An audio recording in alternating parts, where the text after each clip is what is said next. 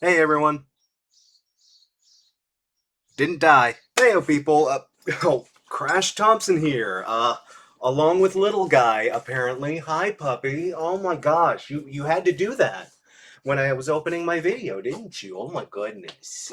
Oh my god, my first video in a year, yeah. Oh, but I'm sorry, he just had to say hi. Say, hey little guy, say hi. Say hi. Yeah. Oh my goodness. Just wanted to check in. As of the date this video uploads, if I'm not late, then it will have been an entire year since I originally retired from uploading to YouTube. I just thought it would be fun to kind of check in and let you guys know how I'm doing, what I've been up to, and just I don't know, just kind of post something out there, throw something out there, let you know I'm still alive, I'm still doing stuff, and I'm still having fun, you know. Uh, yeah. I asked if there was interest, and enough people did want to see a video like this, so I decided to take some questions from both YouTube and my private Discord, and I'm just gonna do a quick little Q&A, let y'all answer your questions, and just let y'all know what's up with me. Say again, thanks for tuning in for this, and again, thanks for watching everything I did up to these last 13 years or so. I will say I'll display the questions on screen, but I'm going, for the sake of time, to just kind of cut them down and just kind of summarize them to only the root question. Again, those of you that left additional comments or thanks or anything else like that, I just want to say ahead of time, thank you very much. I genuinely mean it from the heart. That means a lot to me, and it's super duper cool to see stuff like that, even after all this time, you know. But I did want to let you know I sincerely appreciate it. But folks are here for the questions, so let's answer the questions, eh? Little guy, I'm so sorry. I'm sorry. I have to answer I have to answer questions for the homies. The homies, little guy. I gotta answer their questions. Oh my goodness. Oh my goodness.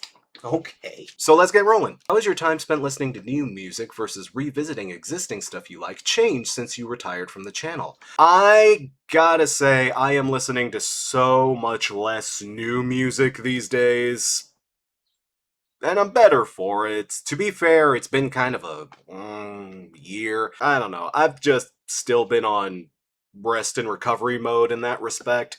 But I have been digging back into music that I like music that really made me get into music in the first place. I hate to admit it, I have been digging into the back catalog a lot here lately.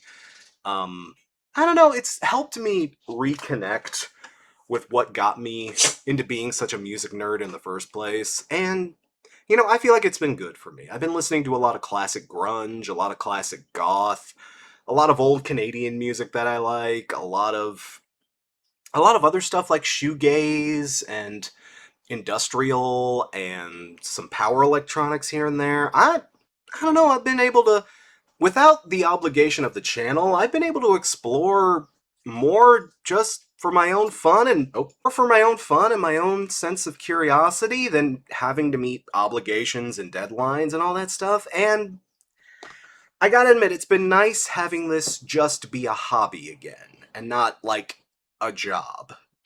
But at the expense of that, I've been kind of burnt out on new music. There's been some stuff that I've checked out and really enjoyed. There's a later question that'll cover that, but yeah, no, I've mostly been kind of lazy and have just been kind of wallowing in nostalgia a little.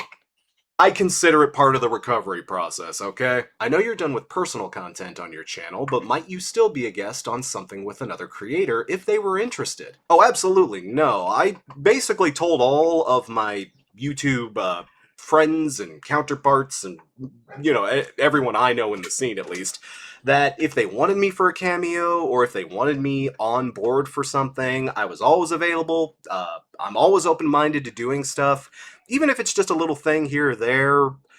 Um, haven't really done much though. I don't know. There haven't been a lot of opportunities. YouTube is also in kind of a weird spot right now. Believe me, ask any of your creator friends out there. I kind of got off the boat in a pretty good time, if I'm being honest. But I've always been open to collaboration. One of the first things I did was with the rest of the Rock Coliseum guys. I told them if they wanted to replace me, since I was no longer active, they absolutely could. That was within their rights, and I was more than happy to let them do what they wanted. And Luke insisted that I am still a part of the Coliseum as long as I want to be.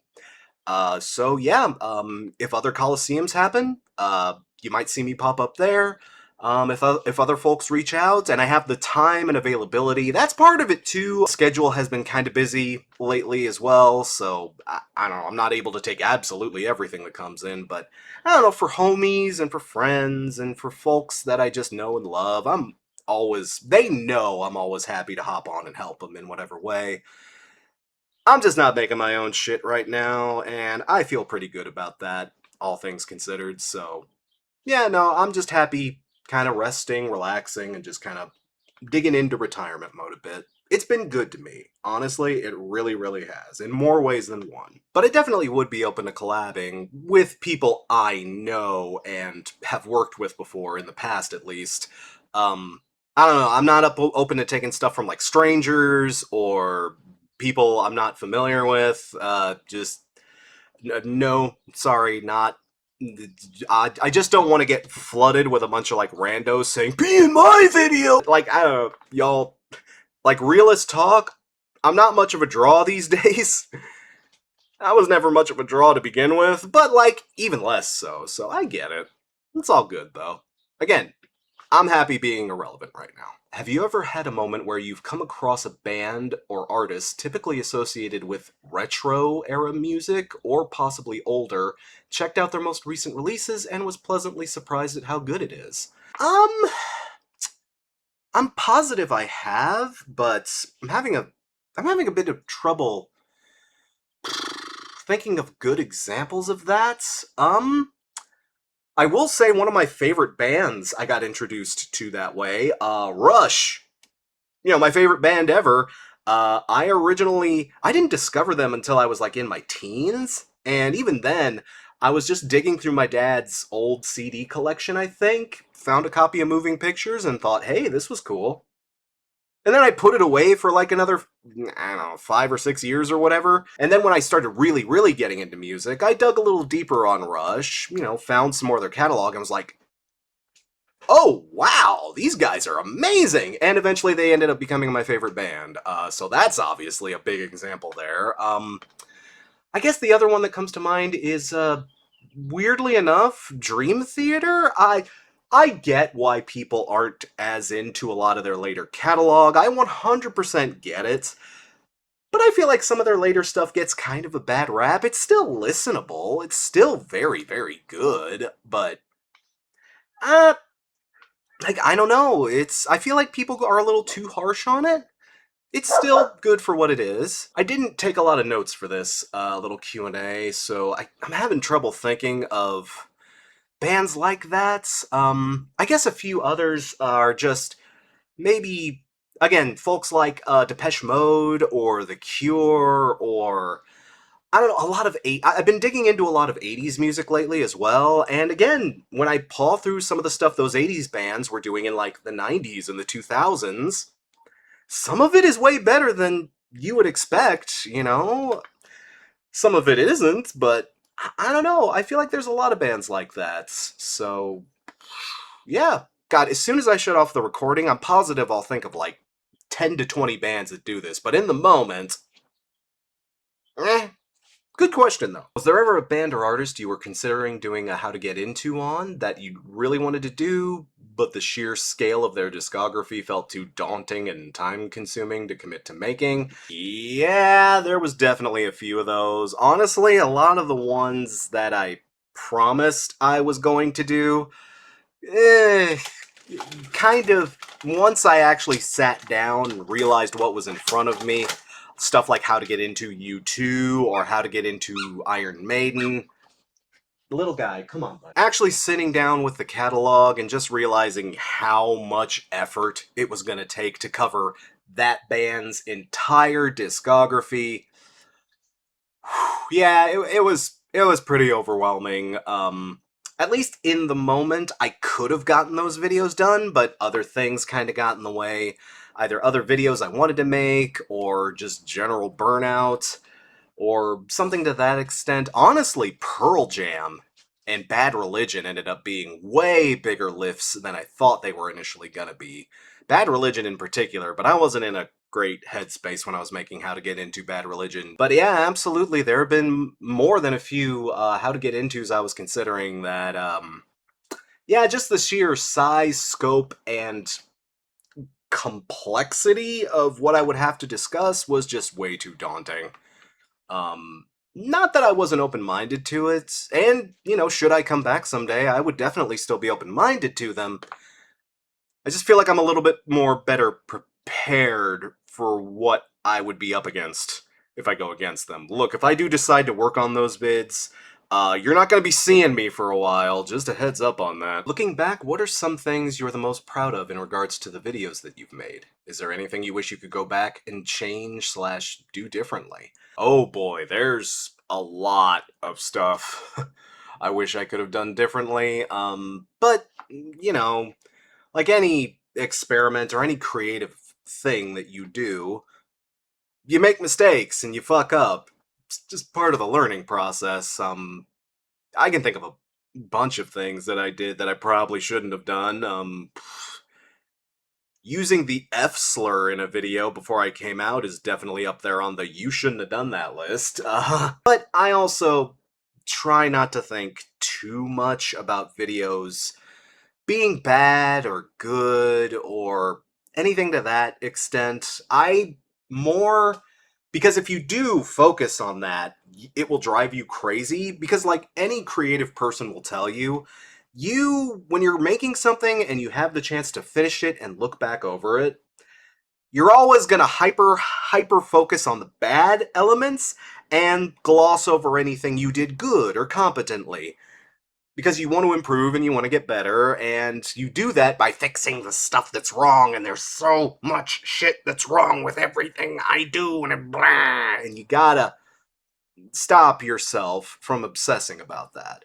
So I try not to think about it too much. I honestly don't watch or rewatch a lot of my old content, especially a lot of my really old content, but yeah, no, there's things that I wish I hadn't done, certainly. But all I can say is I learn from it, and I grow from it, and I try not to dwell on my mistakes, and I try to give myself credit for the things I've done well, and again, you gotta make sure that when you take negative feedback, you take it in the right way and in the right manner, and that you use that as a means to improve, not a means to tear yourself down. And that is much easier said than done.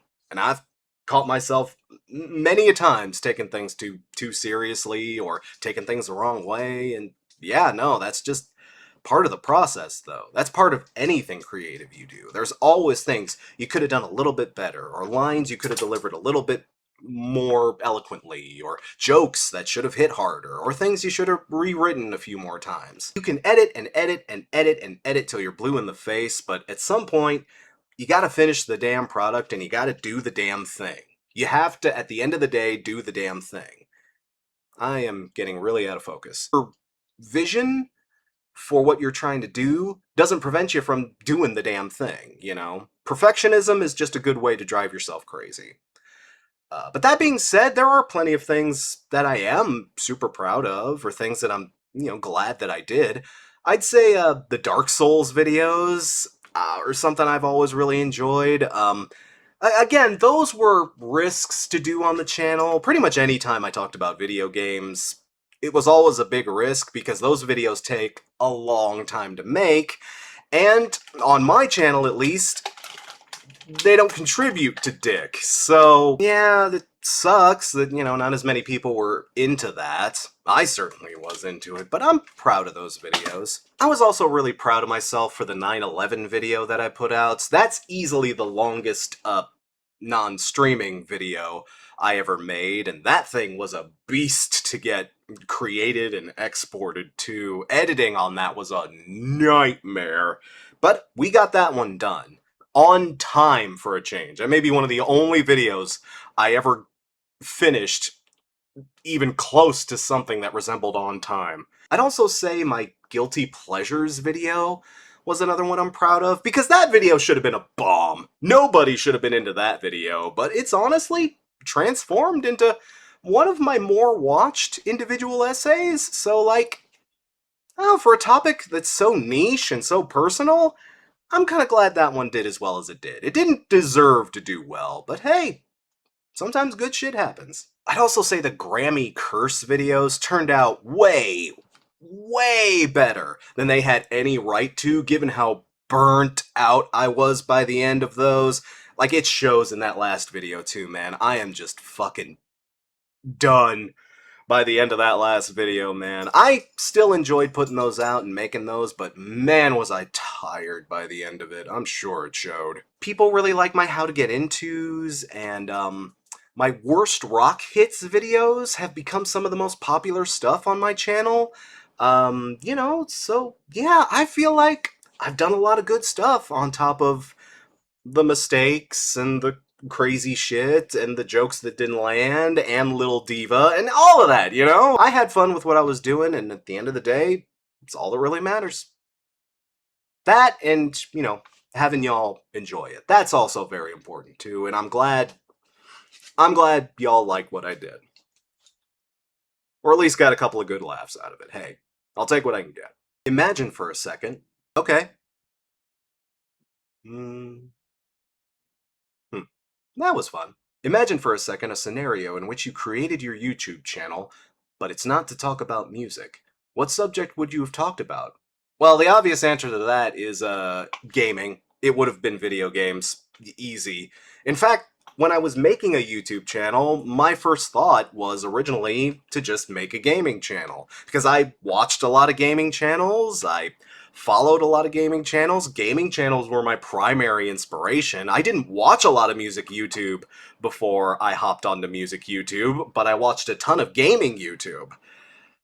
The problem is, gaming YouTube channels are a dime a dozen, even back then. Hell, especially back then. But, yeah, no, initially this was going to be a gaming channel, but when I realized it's gonna be hard to stick out as a gaming channel, I decided, well, what's another thing I'm really super into and could potentially really just ramble my ass off about? Oh yeah, rock music. So I decided to pivot and take a different direction. But yeah, no, if I'd gone with my first idea, ironically enough, this would have been a gaming channel. And that would have been a bad idea because when I eventually did make a gaming channel, yeah, not as many people were into it. So, anything else I might have done?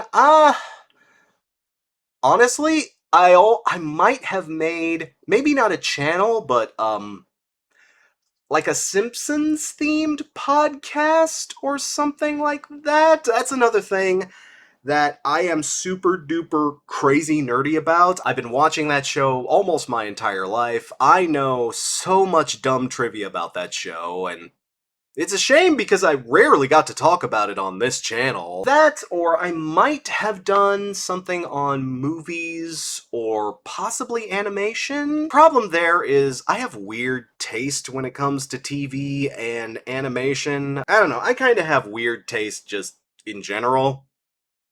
If you've been watching this channel for any amount of time, I'm sure that's self-evident. Throughout your experience in songwriting and lyricism, do you find the spark coming to you mostly randomly, or is there more of a pattern to your creative process when you make time for it?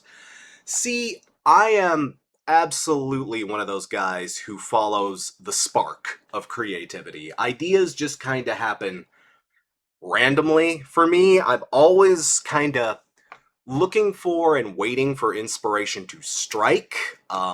Although, recently I've been doing a lot of improv. I've been taking a lot of improv classes, and I've been taking a lot of comedy and acting courses in general. I've been taking some stand-up courses. I'm scheduled for a sketch writing course here later on in the year, and I've been kind of learning more about the guts of creativity and humor in particular, and like I'm kind of learning how to avoid that sparkier style and how to actually workshop comedy and how to actually go through the process of creating inspiration as opposed to just waiting for it to sneak up on you. And that's been very beneficial, honestly. I probably should have been taking classes on this before I started the 13-year career in comedy, but it's been really beneficial to me, and it's done a lot for my writing style. It's done a lot to help me sort of process ideas a little bit better and to process them more concretely and to kind of streamline things a bit. My writing style was always pretty rambly and could be incoherent at times. I feel like taking these exercises has really done a lot to help my writing in that respect. For the most part, though, I kind of am the kind of person who just needs the idea to strike me. I'll just be sitting and relaxing or doing something completely unrelated, and then all of a sudden, bam! There's something in the back of my head, and it's like, ooh, ooh, ooh! I need to do that. I need to do that, or I need to write this down, or I need to do something. Like I'm definitely someone who follows the spark of inspiration. But I'm getting a little better at that. Since the retirement, what albums or artists have you gotten into? Maybe what artists you covered that have grown or soured on you? Like I said, I'm not listening to a ton of new music right now, but I guess it's hard to really pin down artists because I'm listening to music much more casually now. I'm listening to music and going, hey, this makes my ears happy, instead of taking notes and scribbling, ideas and super deep psychoanalyzing everything I listen to.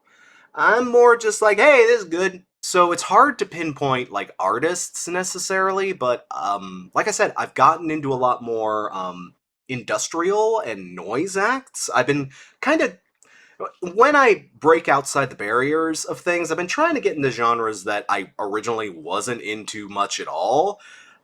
Which, since I'm such a melody and color bitch, means listening to things that are a bit more aggro and crazy and harsh.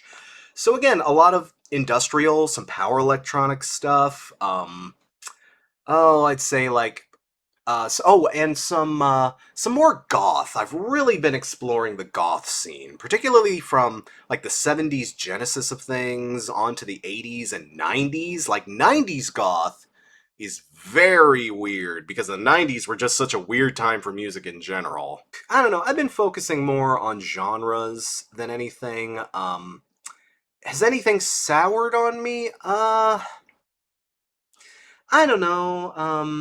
I guess, oh, as much as I hate to admit it, like some of the heavier genres I was into like crazy 10 to 15 years ago. I don't know. Maybe it's just because there's not a lot happening in them, but stuff like metalcore and oh, and uh, basic electronica. I don't know, like some stuff. Like, what the hell happened to hyperpop? Like, hyperpop feels like it barely even exists anymore. Again, specific artists are kind of hard to pin down, but I feel like in general, I've definitely grown more open minded to more experimental music or stuff that isn't, stuff that isn't meant to be appealing to absolutely everyone. And stuff that is more heavy or just heavy and simplistic at least, your really standard heavy metal stuff, or stuff like, again, stuff like metalcore, stuff like skater punk, I guess. I've been kind of less into it. And I don't despise any of those genres by any means, but I don't know, the older you get, or at least from a lot of people, the older you get, you kind of soften up, and I do feel like in some ways I'm softening up. I'm just kind of branching into more of a broad definition of what heavy music can be. Has there been any ideas you've gotten in the year since retirement that gave you that feeling where you wanted to make it real? I feel like that's the thing with video making. Sometimes when you have no obligation to make it is when you remember why you ended up making things in the first place. And then sometimes it feels like you're just spinning the wheels. Was curious how it felt with no obligation. Honestly, it does feel nice, and I have had some ideas. Again, I'm a guy that follows the spark of inspiration, and I have had sparks kind of return to me here and there for certain ideas. And I do keep a little list of things when I do get an idea for a video. I still do that to this day.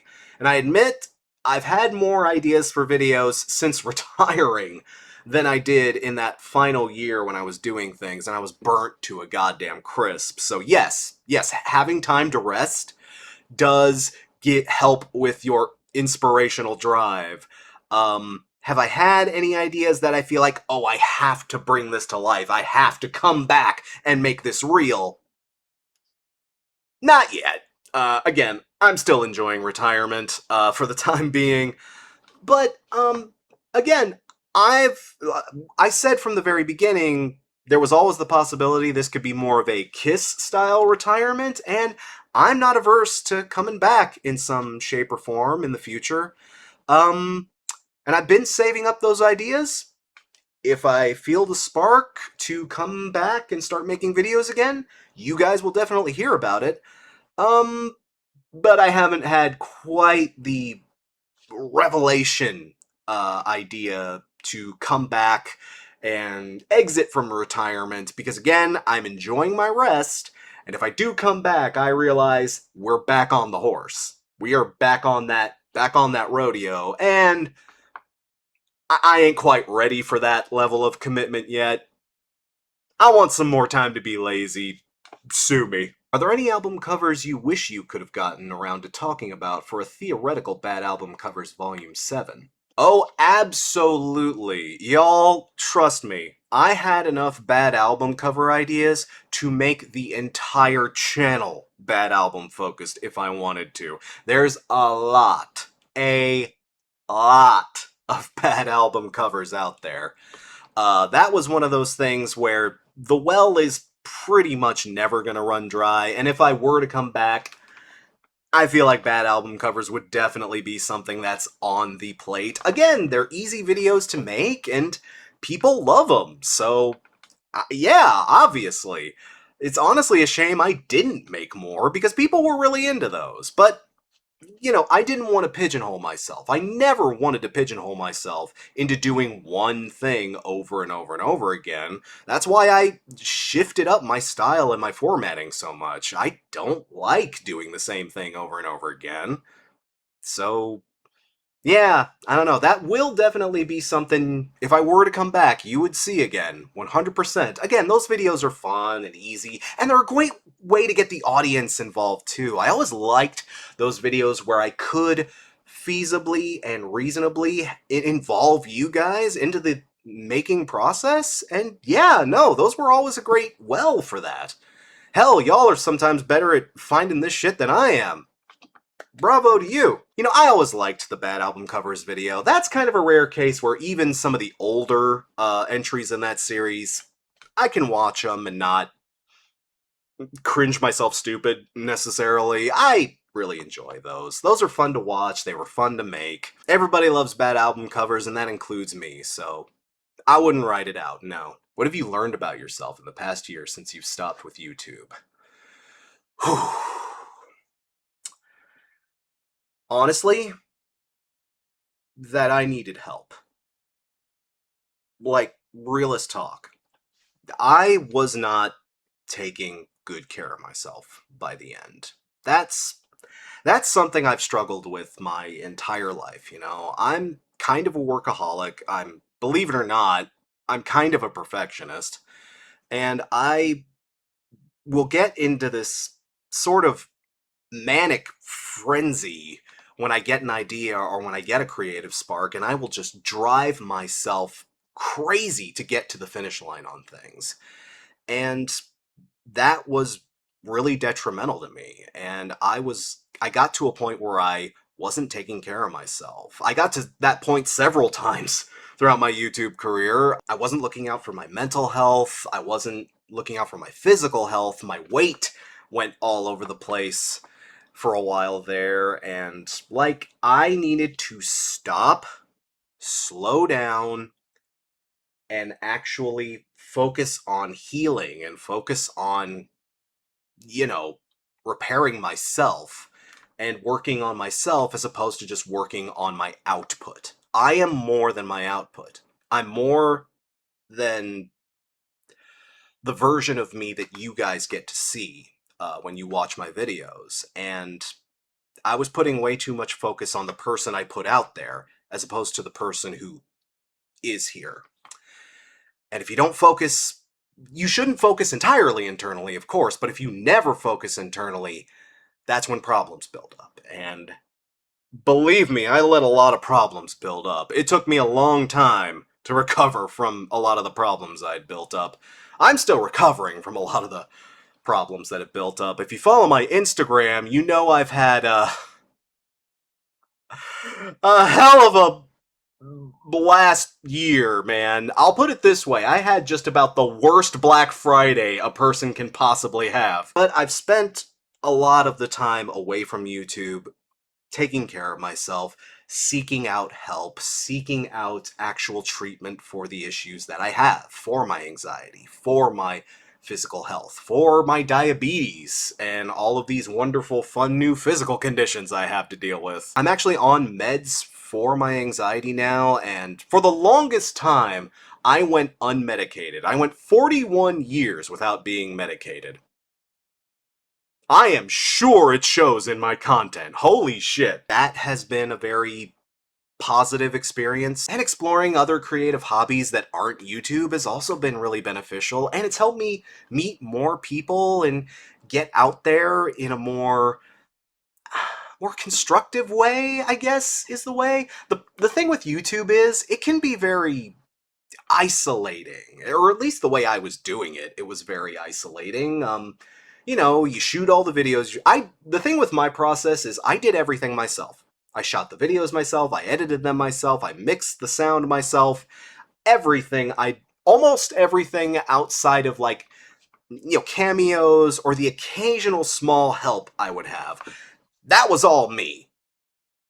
And buddy, believe me, it left me pretty goddamn tired. I got to a point where I was spending way too much time on my own, and I wasn't socializing enough. And going out there and getting away from YouTube, not having to be chained to this particular sort of thing, and allowing myself more time to go out and actually experience the world and my immediate world around me was very beneficial. I've made a ton of new friends. I've had a ton of great experiences since then, and I don't think I'd trade any of it away for the world. Like, I don't know, I'm almost kind of glad I didn't get more successful in YouTube in a backwards kind of way, just because I know if I had been super duper successful to the point where I could have made this my career, I would have.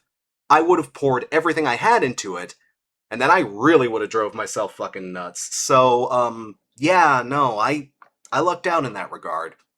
Uh, uh, Forgive my terminology here. Failing at YouTube is probably the best thing that could have happened to me, Hey, I got a nice taste of the success without getting too much of a taste of the success. So, again, I'm learning how to better take care of myself in these days. And if I ever do come back, just please realize taking care of me is going to be the top priority, as it should be for, I think, most of us, if not all of us, you know what I mean?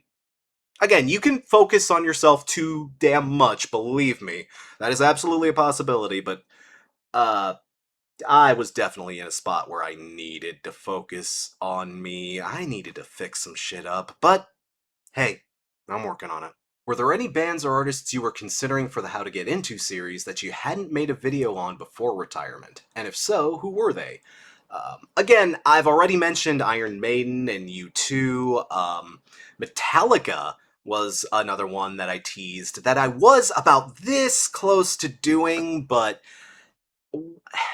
well, 72 Seasons came out, and it was kind of a nothing burger, and a bunch of other videos that I wanted to make came on my plate, and I was like, well, I could make this How to Get Into Metallica video, or I could do the 2 or 3 other videos I'd rather focus on, and I'm kind of I kind of don't feel like doing a How to Get Into anyway, so eh. So Metallica kind of got thrown to the fire too. Our Lady Peace was another How to Get Into I considered, mostly because that is a band that so many people sleep on and has so much good music in their catalog. They honestly do. But in really digging deep into their catalog, the problem with that video is an Our Lady Peace How to Get Into, it's too easy. Basically, all the must-hears are every album from Naveed to Spiritual Machines 1. I hate that we have to call it Spiritual Machines 1 now. Next steps would be Gravity, and then pretty much everything else falls into Proceed with Caution. Our Lady Peace had a line in the sand with their catalog where you really don't have to pay any more attention, really. I mean, I could definitely make this and break it down into a video-length topic, but if you want the quick and dirty version, I mean, that's all you gotta know. Listen to everything up to Spiritual Machines. Listen to Gravity if you're still really into it. Honestly, I'm a reluctant defender of that album. For everything that's wrong with it, I still think there's some pretty good tunes on Gravity. All things considered, that album has no right to be as good as it is.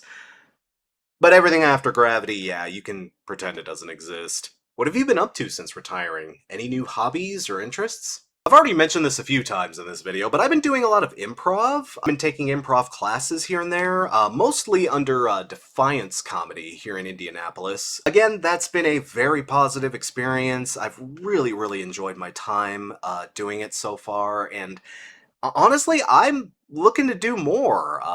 I've been auditioning for a lot of things here lately. I've been getting really into performing again on stage. Again, improv has been helpful for that, but I've been auditioning for stuff here and there, just plays and other improv troupes and other things here and there around town. Basically, any audition I can bullshit my way into, I've been bullshitting my way into it, and it's been a really fun experience. I haven't been cast for much yet, but hey, I'm still new to this scene. I was never a theater kid either, so I get it. These things don't happen overnight, but I'm having fun doing it. Shut your silly little mouth past me. Hi, post-editing crash here. Just wanted to hop in here to tell you that, while I was recording and editing this video, I actually did get cast in something. I am going to be one of the lead roles in a play in the Indie Fringe Festival this year. And ironically enough, the show is about YouTube culture. Well, at least a certain kind of YouTube culture. Yeah, the show is called Lolcow, and it's actually a psychological thriller slash dark comedy. I haven't had the chance to read the entire script yet, but I am cast as one of the leads, and that's gonna be a lot of fun. Show dates are in August. Again, if you're in the Indianapolis or local area, please feel free to drop in and see my first attempt at being in a play since like middle school. But outside of that, yeah, things have been happening in that field, and it's very exciting and cool. I've also been doing a lot more writing here and there. I've been writing some more stand-up material. I have poked at the idea of maybe getting back into stand-up. I definitely want to do some open mics here and there when I have the chance. I don't quite have enough material that I'm confident in yet, so we're working on that.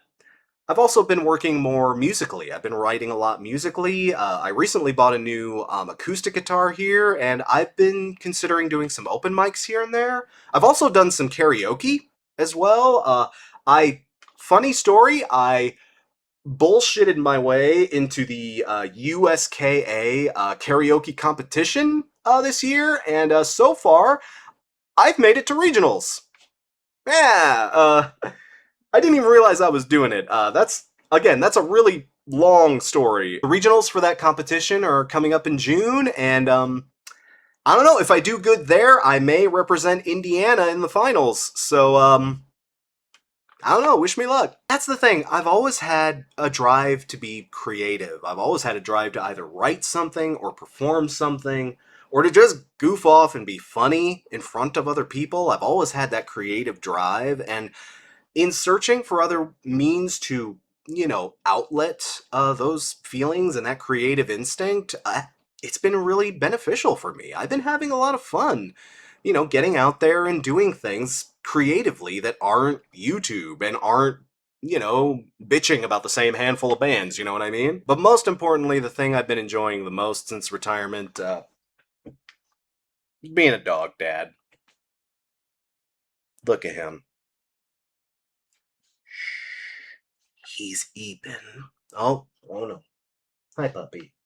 I'm sorry, I didn't mean to wake you. We're just talking about you and how much I love you, how much you're a good boy.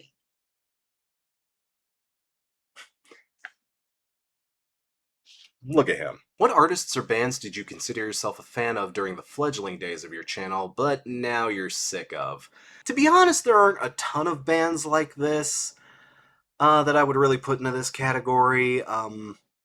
Or if there are bands like this, I'd say the worst I feel about them is, oh, I forgot they existed, or oh yeah, I was really into them for like a couple of years, and now I don't care. I haven't really. I wouldn't say I've soured too much on too many bands, but the ones that come to mind, Sundara Karma was a band I talked up pretty big earlier in their career. They kind of fizzled out. They kind of turned out not to be anything. They had a decent sound when they first debuted, but they didn't build on it or do anything new or interesting with it. So I don't know. That kind of fell away into whatever. Estrons was a band I really really liked coming up at first. Actually, that was one of my first big L's when I was reviewing music because I talked up Estrons. I think I talked up one of their EPs and their debut record, and then they immediately broke up as soon as I got done praising them. So that was more just bad luck on my part. Pale Waves is definitely another one. I still say that first album is way, way better than it has any right to be. And people dumped like crazy on that record. But Pale Waves is the closest I can get to listening to the 1975 without feeling icky about it. So, like, hey, again, I'm super glad that record exists. And I'd say, the biggest one that comes to mind in this respect is definitely A Day to Remember. Again, I've been kind of softening on some of the more, yeah, I don't know, pop punkier adjacent metalcore-ish bands, and A Day to Remember, like, I was really, really big into them for a while, but now I don't know. I still really like Common Courtesy, but I don't know, some of those later records have been really hard to sit through, and I don't know, going back to some of their previous catalog, it's it's okay, but I just feel like I feel like I've outgrown A Day to Remember. I feel like A Day to Remember is one of those bands you should outgrow after a while. It was good while it lasted, I guess, but I'm really not into them anymore for various reasons. Is there anyone you feel didn't deserve the bin in hindsight? Nope. Fuck them. On the deeper root of your question here, there are a few bands that I did talk about while I was on YouTube that I felt like I was way too hard on. This probably isn't even a complete list, but of the ones that immediately come to mind, Gila Band, or Girl Band as they were known when I reviewed them, I was way, way too hard on them. I was way too hard on them because I didn't understand their genre, I didn't understand what they were doing. And as I've gotten into a lot more noise rock and a lot more harsher sort of genres, yeah, I understand what their purpose is and what they're trying to accomplish. And, I feel like, yeah, I was definitely way too hard on them, but that was more just inexperience and ignorance than actual, like, ick. Like, they're fine. They're good at what they do, and, more power to them. they're doing good stuff. At least as far as I know. I haven't kept great tabs on them. Breaking Benjamin is another band that's definitely up there in that regard. Again, I just always thought their singer had a really weird voice. And on top of that, I don't know, I thought their music was also just really bland and just really kind of nothing burger. They were a nothing burger band, and the only thing that I could even really remember about them was just how weird the guys sound. And I did a really funny impression, or at least people thought I did a funny impression, so I'll admit I did kind of milk that a little more than I probably should have. But yeah, I should have never been so hard on Breaking Benjamin. I don't know. I am willing to admit that and step up to it. It is fun just doing the Ben Burnley thing. You're so close here, Heinz.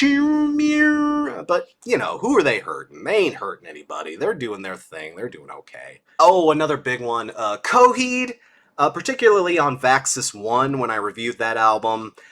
After, you know, they did that one album where they didn't have the concept, and I really, really enjoyed it because I enjoy Coheed's music, but I don't give a shit about the Amory Wars or the backstory or the plot and the character development.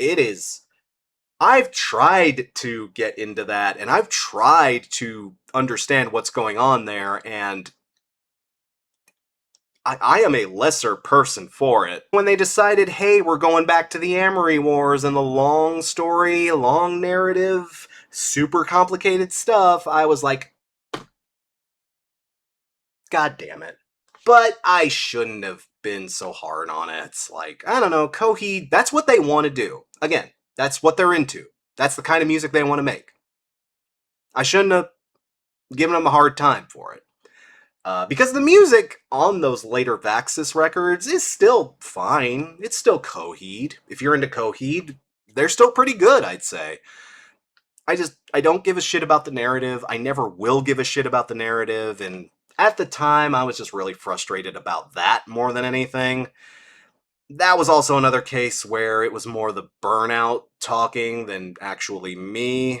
But, like, yeah, I shouldn't have been so hard on Coheed. I do not hate Coheed that much. They just have one thing about them that I don't necessarily like.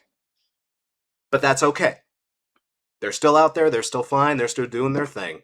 Claudio is a hell of a guitarist and a hell of a singer. There's some bands like Seether and Puddle of Mud where I don't know. I was being. I still wouldn't say they make good music necessarily, but uh, I shouldn't have dug in so hard on them. It wasn't worth it to dig in on them. I don't know. When it comes to Puddle of Mud, like Wes Scantlin does a good enough job embarrassing himself. I don't need to pile onto that. And with Seether, I've said this before. It's always been more I just have bad nostalgic memories about who I was when when I was listening to that kind of music. But again, it's one of those things where like I was probably too hard on them. I probably shouldn't have gone as hard as I was. I don't know, especially with Puddle of Mud, just because that's too easy. Wes is a person who struggles with addiction and just his own behavior and probably a lot of his own undiagnosed mental conditions. So, yeah, that's probably not nice. Um, it'd be nicer if the music was listenable, I guess, but I don't know. What do I get by bitching about it? Another band I'll throw in there too, even though I still really just do not like their music at all. Viagra Boys. I, again, it's one of those things where I don't like it. I really, really don't like it. I don't like their look. I don't like how they act. I don't like their demeanor. I don't like the music at all. I think Viagra Boys is making some of the most pretentious wankery bullshit out there. But at the same time, I do realize there is an appeal to this music, and there are things that they do well. Man, oh man, it's just not something I like or care about or want in my life. Yeah, I don't like them, but I'm willing to admit, yeah, I was probably way too harder than I had to be. when it comes to them. I'm sorry, I still just really don't like it. I don't know, but I don't want to necessarily poop in your punch bowls here, okay? If it's your thing, hey, mazel tov, have fun with it. But, you can have it. You can have all the Viagra you would like. I'll pass. That's all I'm gonna say on that. Have you had any album of the year or worst album of the year contenders since retiring? Oh god. Okay, the way I've been listening to music here lately, my album of the year for 2025 was probably that remix of Three Cheers for Sweet Revenge that came out last year. That's the record I listened to last year more than any other.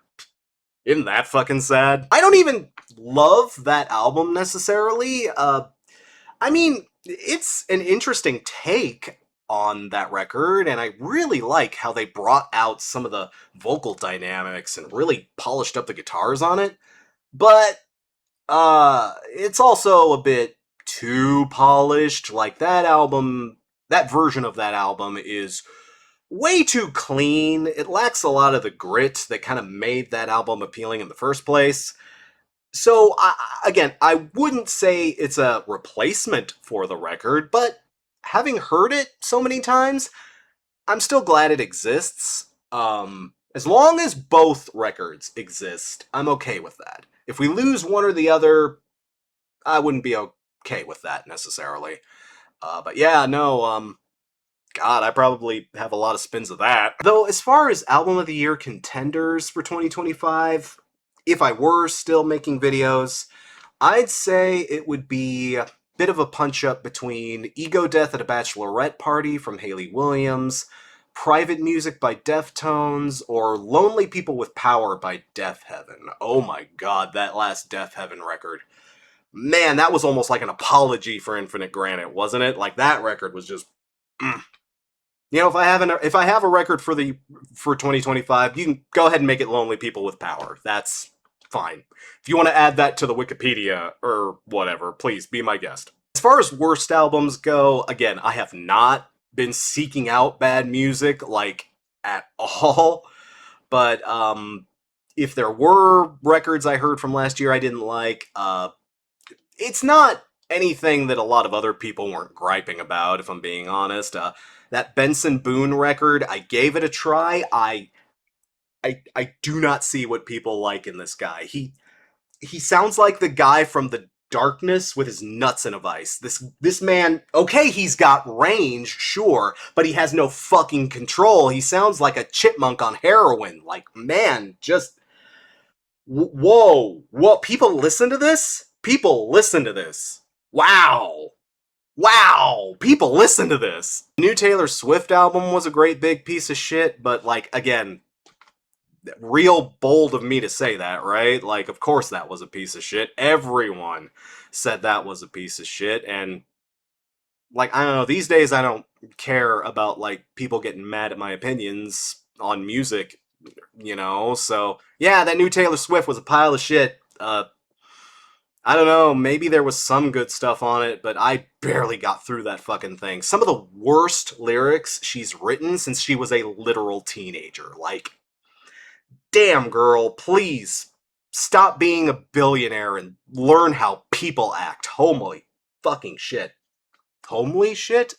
I'll learn how to talk one of these days. And I guess the biggest disappointment record I will put out there that I didn't enjoy. I'm more disappointed with it than I am like, rawr, rawr, this was terrible at it. I'm just like, oh, this should have been better.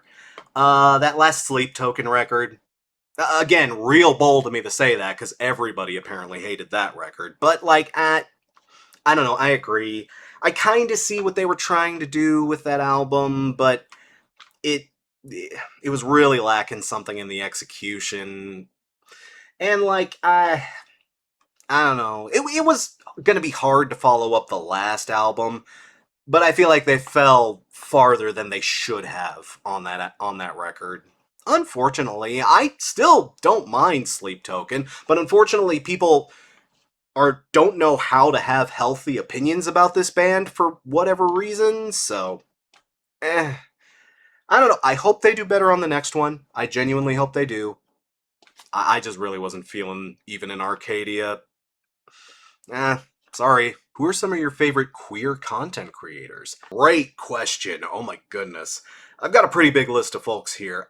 There's some creators that are like kind of obvious picks, I guess, that definitely are in my rotation. Folks like H Bomber Guy, Philosophy Tube, Cat Black is an absolute must watch. That Trav guy. But no, there's a lot of folks on the rainbow that I really, really enjoy. Kim Justice, in particular, is a creator who has two really good channels, one on gaming and another on wrestling. Her gaming channel, not exclusively, but focuses a lot on like European gaming, European retro gaming in particular, stuff like the ZX Spectrum or the Commodore 64 or the Commodore Amiga, stuff like that. It's has been interesting to see from her, and her wrestling channel also focuses on wrestling that I wasn't necessarily into when I was into wrestling. A lot of Puro stuff in particular. I've learned so much about All Japan and New Japan and goofier stuff like Battle Arts and Hustle and Joshi Wrestling, and there's just so much good content on her channel. She's definitely another one I really like. Lady Emily is another creator who has a very varied background of videos, but everything she's put out is worth a watch. Absolutely all of it is great stuff. OSP is definitely on there. Thor High Heels is a great watch if you're into like really jacked out video games. There's other folks like Lindsay Ellis, Lily Alexandra, Kaz Rowe, Funky Frogbait, or Pirate Princess Jessica. I've been really getting into, I'm not sure if this counts, but uh, PST and their programs, I discovered them through Lord Mandalore and his channel. I'm really into their Pondering Spooky Tapes podcast, which is mostly just them talking and bullshitting about horror movies. But yeah, PST is a channel run by, big old gay furry dudes. So, like, yeah, no, that's also, if it counts, I'd be willing to throw that on the list. They make good stuff. I really like what they're doing. What's your personal favorite Our Lady Peace song? Ooh. The go to answer on this for me is usually either something like Thief, In Repair, or 4 a.m. But if I'm being dead blunt honest with you, the answer to that is probably something from Naveed. Naveed is just such a goddamn great record, and people sleep on it like crazy. It's the craziest this band ever got. It's the most experimental this band ever got. It's the most bold Rain has ever been with his singing, and like, I'm sorry, Naveed gets slept on. I just want to take this time give to give Naveed some of its flowers, because man, that album doesn't get it enough. That was, man, what a fucking brilliant and bonkers debut from a band. Holy shit, no wonder I got into this band so hard. Is there any band or artist you regret not talking about before retiring, for good or bad? Um, Not necessarily for bad. Again, I don't. Believe it or not, I don't really relish giving bad bands attention. It's just the kind of thing where bad attention always gets more eyes on it. So, you know, you always get led down that road because it'll get you views. But at the same time, I don't know, not necessarily for bad, but some albums or artists that I really wish I could have talked more about. Carnival is a big one. Again, Carnival is a great band that released a new album here recently that is really, really good. And Carnival's whole discography is worth digging up. But they're a small Australian band. They were only active for a little while until recently, and I never had a great window to talk about them, but absolutely dig up some Carnival. Carnival is good stuff. They're still making good stuff as of now, at least. And yeah, Carnival, definitely, I'll go to bat for them. I really wanted to do a video on Era and the Ferns, too. That was an album that was on my original back wall set, one of my first major backgrounds. I get questions all the time about, oh, what albums are up there and what are they? Why are they on there? And the short answer to that question is I just put a bunch of albums that I liked on there or had some kind of connection to in some way or another. That's about it. The only reason they were up there was because I liked them and I wanted to kind of have a visual representation of what my taste in music was like, just kind of shorthand so that people could look at the stuff on my wall and say, okay, do I want to watch this guy or not? This is what he's into. Do I want to watch this guy? Okay, he's got good taste. Or if, a chud saw it, I'd want to be like, oh, okay, I don't want to see that. I want to go be more racist. I did want to make an Era in the Ferns video, but two things kind of stopped me there. One, I just knew nobody was going to watch that. Again, it's about a band from my local scene, which isn't impossible to make interesting, but I felt like I don't know, I wasn't sure I could do them the proper justice, you know what I mean? And the thing is, like, if I didn't, then it would be a video like 10 people would watch, and maybe 5 would actually get something out of, you know what I mean? And the second reason is, again, it's a small band full of just local people that I liked, and here's the thing, Era in the Ferns isn't active anymore. They haven't been active for a very long time, and I didn't want to attract any internet hordes towards them.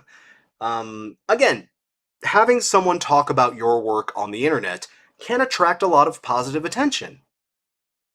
It can also attract a lot of negative attention, too, even if you're not meaning to attract negative attention. And, like, the thing is, the people who were in Era in the Ferns, they're just normal dudes and gals. They're just trying to live their lives and raise their kids at this stage, so I didn't want to be, and I don't know them super duper well either. I have met a lot of the folks in that band, but I don't know them, so I didn't want to, like, be this strange weirdo guy who talked about them and then had some fucking weird hate mob of weirdos come after them or anything like that. I didn't want to put any unnecessary pressure or attention on them.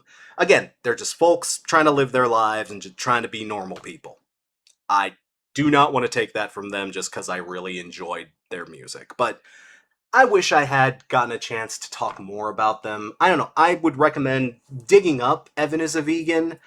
It is the most twee album you'll ever hear, but it is twee in a good way. At least I think so. I think you can still find it on YouTube, but I think the best course would be to dig it up on their Bandcamp if it's still up. I do believe it is still up. But yeah, no. Evan is a Vegan. Aaron the Ferns, as Fantano would say, forever. Were there any plans for any more long-form video essays, akin to the likes of Grammy Best New Artists or Clear Channel in the aftermath of 9/11? And if so, what were they? Oh, absolutely.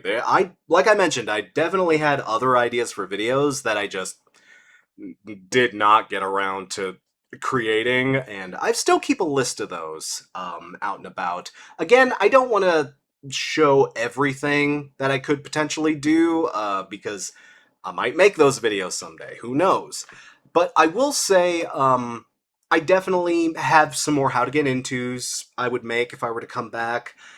Some more I love and I hate this songs I would like to do. The problem with those videos is that they could be very hit or miss on whether people would watch them or not, unfortunately.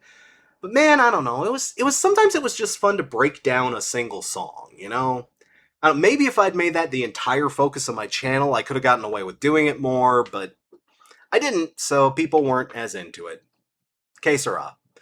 I will say, the video that I was going to do before I retired... See, here's the thing. My retirement, yeah, it was a little abrupt. It was a little out of nowhere, but like I said, I needed to pump the brakes. I had to pump the brakes for my own health. But had I kept going, the next video that was going to be in production was going to be a breakdown and ranking of the MTV originals.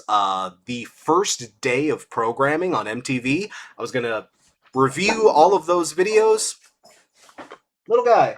I was going to review all of the videos that premiered on MTV on its first day of running and rank them and put them in a nice little list. And again, if I were to come back to YouTube, that may be a video I'll make someday, but I don't know. Again, for the time being, I'm still enjoying retirement. But yeah, believe me, I have more ideas for videos, I just haven't executed them yet. We'll see what happens. Oh, hi, little guy. Hey, buddy. Oh, puppy. Oh my gosh. Okay. Do you think human radio will ever make a comeback? No, but funny story. I actually found the vinyl, in a local record store here recently for about $5. Having listened to it in its full now, I will say, $5 is about the price you'd want to pay for this. It is what it is. Not awful by any means, but yeah, this was definitely one of those bands that got killed by Nirvana when Nirvana happened, but I don't know, these guys kinda weren't gonna survive the 90s anyway, so I don't know, it's a fun little gimmicky thing. Again, worth $5, but I wouldn't pay much more than that. What did you think of Bad Bunny and Green Day at the Super Bowl? I think they both did a great job, especially Bad Bunny. I'm glad he didn't pull any of his punches, man. His performance, not only was it good just as a performance, but man, I really appreciated him holding a goddamn mirror up to what America is right now and forcing them to look at it and forcing them to kind of just, I don't know, that was a real change your hearts or die kind of moment, but god damn it, I'm glad somebody had to say it. One of the few W's the NFL has ever had, so no, I thought they both did a fantastic job. I like Bad Bunny. I'm glad he's out there doing what he's doing. Like, he's made some of my best of the year lists, and he still makes really great music. His last album was really good too. Like, nah, man, more Spanish language music, man. Like, more good Spanish language music, I should say. But yeah, he's making great stuff. More power to him. And Green Day, hell, they did a good job. I never thought I'd see Green Day at the Super Bowl. What music equipment and speakers do you use to play vinyl and CDs? So for vinyl, I use this Audio-Technica, it's the ATLP120X BT USB blah blah blah turntable. Not the most like super duper crazy high-end thing you can buy, but it sounds great. It's counterbalanced pretty well, has all the necessary bells and whistles that I need, and also has USB support. That's been pretty handy here. And for audio-wise, as far as the vinyl goes, I actually have this connected to my complete home entertainment system, so it's running through a 5.1 speaker setup. The clip there, I forget the make and model and all of that, and I apologize, I do need a dust. But yeah, I have my vinyl player actually running through my home stereo system, so it sounds pretty good. Occasionally I might have to like adjust the bass on certain records, particularly if they're mixed really bad, but overall it sounds great. It can really kill when I want it to, and it's good enough for me. It's not anything an audiophile would, go nuts over, but it works for my purposes, and it was a lovely little tax write-off too, so yeah, no problems with that. For my CD player though, I actually have a 5-disc changer.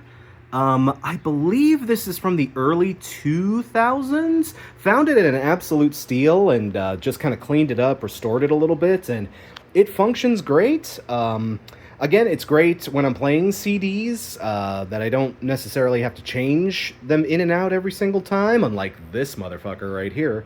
But yeah, this actually, I can hook it into my 5.1, but for the time being, I have it plugged into these, I believe these are Rockville stereo speakers, just a little 3-piece, well, 2-piece and a tweeter. Go over here is the other guy right here. I found these on sale for dirt cheap too. My mad scientist idea when I was putting this setup together was to take these speakers and hook them into my receiver and sort of make a Frankenstein's version of a 7.1 setup.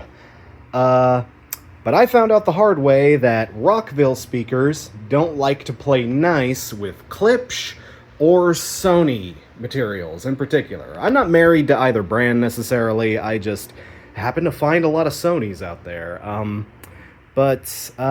that didn't work, so I currently just have the CD player hooked in to these speakers. Again, for CD quality stuff, these also sound great. They can also really kill when I want them to kill, so considering the price I got them for, they're not bad at all, but again, nothing super duper high quality. An audiophile would probably scoff at it, but hey dude, works for me. Give you a little sneak peek at my collection too. It's really grown in the last few months, but yeah, God, we're almost full up there. So, yeah. Again, nothing an audiophile would lose their mind over, but works for me. Are you into black metal at all? No. Just straight up no. Uh, like I said, I'm kind of a melody and color and vibrancy kind of guy when it comes to music. And not that there isn't black metal like that, or black metal that contains that, but I I've dabbled in the genre, but I've never really liked a lot of what I've heard. And even though I'm getting into more harsher elements, more sort of non-standard genres and whatnot, black metal is kind of where I gotta draw the line. Again, I've not been getting into super like heavy metal as of late, and like here's the thing, black metal, y'all have a chud problem. Y'all have a legitimate fascism problem. And yes, there are plenty of anti-fascist black metal out there. There's a lot of good bands fighting the good fight. And you know what? More power to those bands. But there's just way too much Nazi in that goddamn genre for me to put up with. I know that's like a gross oversimplification of the genre. And again, I do support and love to the anti-fascist metal bands that are out there making their music.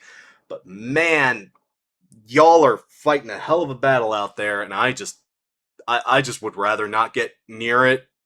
I'm sorry. I did try. I did try with a lot of black metal, but I've had my heart broken a lot of times getting into that genre, as most black metal fans have, so I don't know. That's definitely one of those genres where you have to step very cautiously.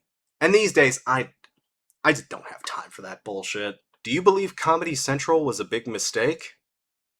Oh god, what did they do this time? Do you regret the Rise and Fall of Weezer series since they spent so long screwing around from 2017 onwards? I don't necessarily regrets the Rise and Fall of Weezer. If I have regrets, it's more that, I was still new to filming and shooting and editing things. I was still new to, writing comedy effectively. And if I have regrets about those videos, it's just because of how amateurish and kind of blah they are. Like, I still get comments on those videos to this day about how much people love that series, and hey, I'm glad you do. I have a lot of trouble looking back on it with any fondness, though, but I don't necessarily regret it. Mostly because that was a great way to learn how to do this. It was a great way to make mistakes and learn from my mistakes, and it was a great way to kind of hone my skills, and I got better at doing this as a result of it. And, the people that it attracted, it helped my channel grow. And it was the first big spark that made people realize, oh, hey, there might be something to this guy. And, for all of my misgivings about Weezer and what they've done and how I handled and reviewed their content and all of the mistakes that I made making those videos, I can't say I regret them, at least not entirely, because they're the reason I got to enjoy 13 years of this, you know? I wish the music was better, but I don't know. Weezer, like I've mentioned a couple of times now, is a band you're supposed to outgrow. You honestly are. And the fact that they haven't matured or, really done much growth or development or have been, however you feel about what their most recent output has been, I don't know, man. They haven't grown much, they haven't developed much, but they're giving their audience what they want, so I don't know. I can't be too cranky about it. Weezer's doing their thing. I don't need to worry about. I don't need to worry. I am 41 years old. I don't need to worry about whatever the hell Weezer is up to, man. But I wouldn't say I regret them. I won't say I look on back on them with the fondest eyes, but no, I wouldn't say I regret making them. I'm glad I made them because that was what got the ball rolling for me. You got to roll that ball somehow, and that, for me, that was how the ball got rolling. I don't know. Thanks, Weezer, for torturing me all these years. Couldn't have made as much money, had as much fun, or seen as much success without you. Favorite album of all time? Oh god, that is a loaded friggin' question, dude. It depends on what day you ask me, but since I've been in a really, really big My Chemical Romance mood lately, Three Cheers for Sweet Revenge. Let's just say that. If you plan on doing content again, are you going to be sticking with the long video essay format, or will you go back to single album reviews? Long format essays. Again, the single album reviews, for the most part, were just something I put out there just so I could have, as cynical as this sounds, just so I could have content out there. The problem with YouTube's algorithm, or at least the way it operated when I was active, was, man, upload, upload, upload, upload, always be uploading. And you had to upload. If you didn't upload, the algorithm would forget you existed and not push you out to people. So I had to have videos that I wanted to make that were longer, but I also had to put other stuff out there just so uh, Big Brother YouTube wouldn't cast me into the friggin' shadow realm. And even then, I didn't necessarily do a good job of doing that. But yeah, single album reviews, I don't think I'll ever go back to that. Not that I didn't enjoy doing that, not that that was purely just for views and money and whatnot, but that was the part of the whole that was the part of the whole channel. Those were the videos I had the least amount of passion for making, necessarily. I don't know, not that I didn't like talking about and discovering new music and helping other people discover new music. That's an awesome thing. I really enjoyed that. But at the same time, I don't know, like, I just don't feel. Well, okay, these days, again, I am 41 years old. Again, they're not the oldest person to ever grace YouTube, especially in the music review sphere. But I don't know, that's pretty old to be griping about what fucking Weezer or fucking Idols or fucking whoever is doing. You know, I just feel like at my age, it's not something that's fun. I feel like I'm just a grumpy old man if I do that from this point on. I don't want to be Mr. Grumpy Old Man. Um, even if a lot of my reviews were positive, people would just look at the negative things I might have to say and say, well, yeah, of course he says that. He's 40. He's out of touch. What does he know? And you know what? Yeah, I am 40. I'm out of touch. Like, no, seriously, what do I know? I don't know. Some of my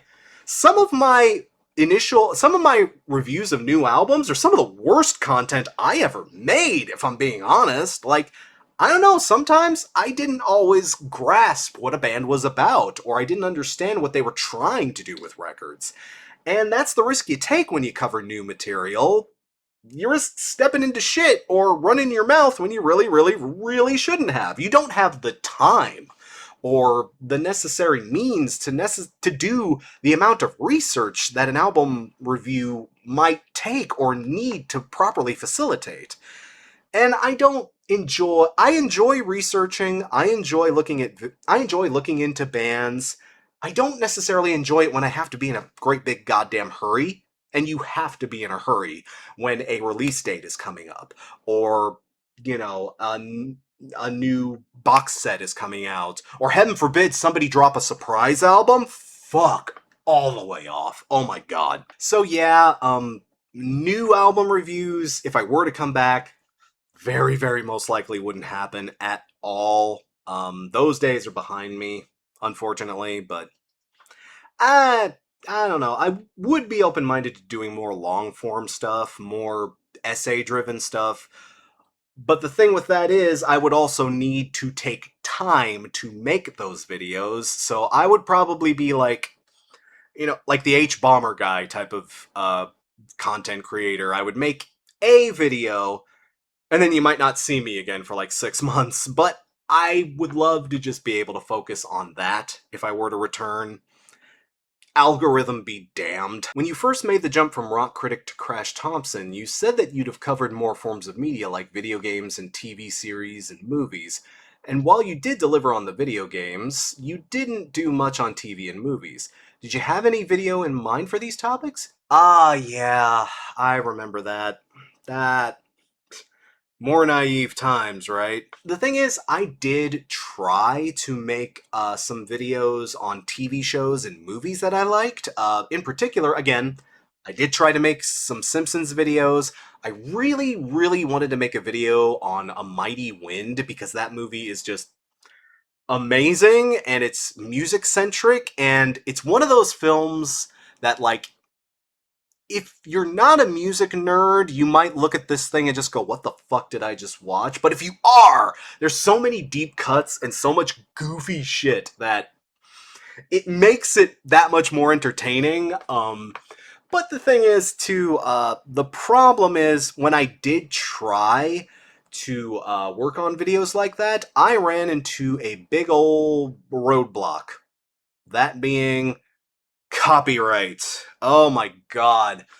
Especially when it came to The Simpsons. Like, oh dear lord, actually using footage from The Simpsons or from a movie or from anything that was visual like that, like YouTube's copyright bots really, really got aggressive. As we went along the line, they just got more and more aggressive. Hell, part of the reason I had to kind of cut back on single album reviews was mostly because even background footage that I would use, stuff like karaoke songs or live footage, like even that wasn't safe from the copyright bots after a while. So like I got to a point, I tried to make videos like that, but I could not clear them past the copyright bots, at least in a manner that was timely or efficient. Like, it would have been one of those situations where, okay, I can get this video done, but it's gonna take me like 6 years to get around everything. Like, I can finish the video in a month, but wrestling with the copyright bots is going to be another 3 months. You know what I mean? It's like, my salute goes out to all of y'all who covered movies and TV show and other content like that, and some of my other creator friends have shared their experiences with me and how much wrestling they have to do with the bots. And especially these days, fucking forget about it. Again, I probably got off the ship at a really good time, is all I'm saying.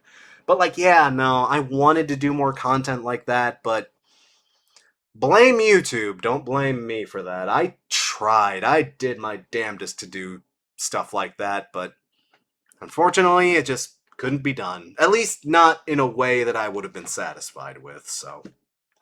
Que sera, I guess. Would you ever consider putting your videos on DVD or Blu-ray? I would really, really love to do that.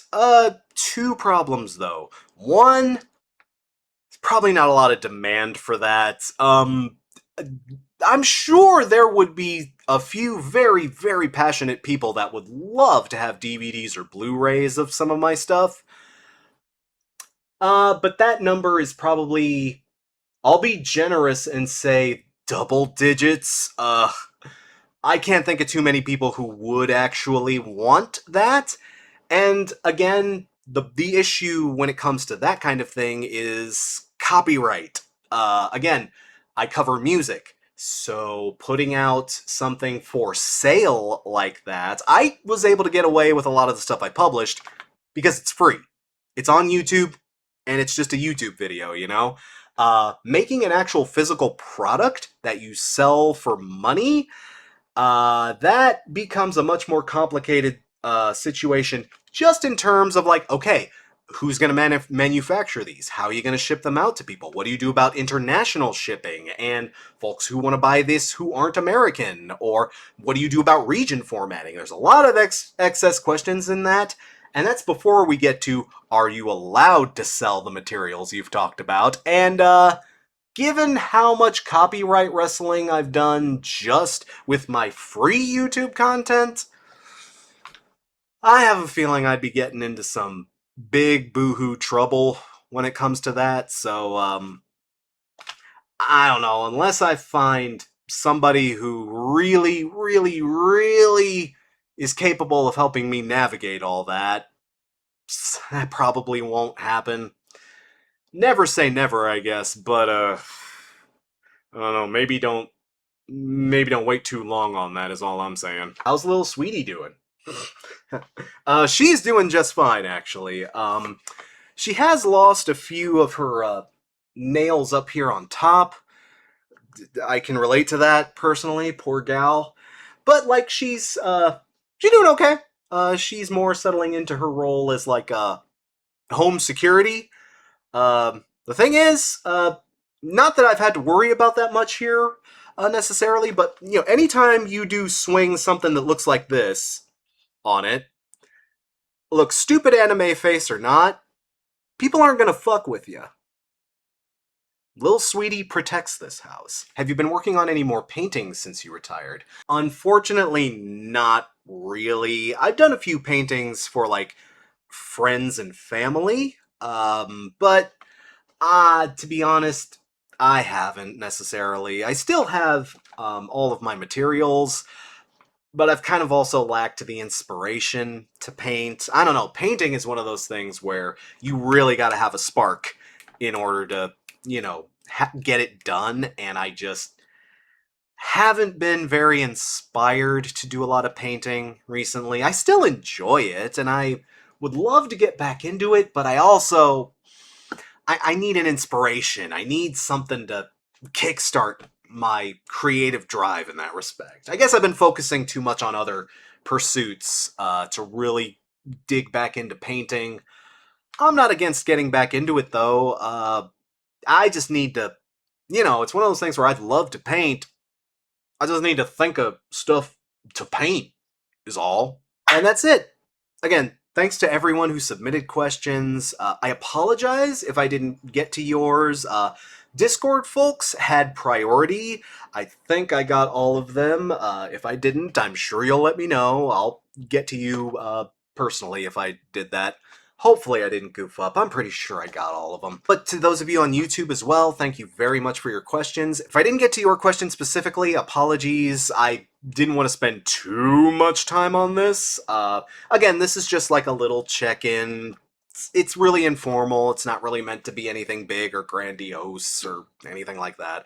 I just kind of wanted to say hey and let y'all know I'm alive and let y'all know I'm doing well and just, who knows? Maybe you'll see me again sometime out there. Thank you very much for tuning in. Thanks for all the support and for everything you've given to me and this channel over the years. Thanks again for continuing to watch my videos. I still get comments and nice replies and stuff to this day, and it's always humbling when I see it. Like, no joke. I am so happy that, the goofy little stuff that I make is able to either make people laugh or give them some inspiration or just expose them to a band they didn't hear about or a record or a song they didn't know beforehand. I'm happy I got to experience that, and I'm happy I got to be, successful at this, at least, to the extent that I wanted to be. And, I'm very lucky and I'm very fortunate and I'm very happy to have an audience that's as cool and as chill and as generally okay as mine is. I'm a pretty lucky guy, and I'm happy that I got the chance to do this for y'all. Maybe I'll have the chance to do it for y'all again. But for now, I'm okay being retired. I'll let you know if I ever do decide to change that, though. Um, Maybe I'll check in again at some points. Maybe you'll hear from me in other ways or other venues, but until that day comes, y'all take care, and I'll see you when I see you.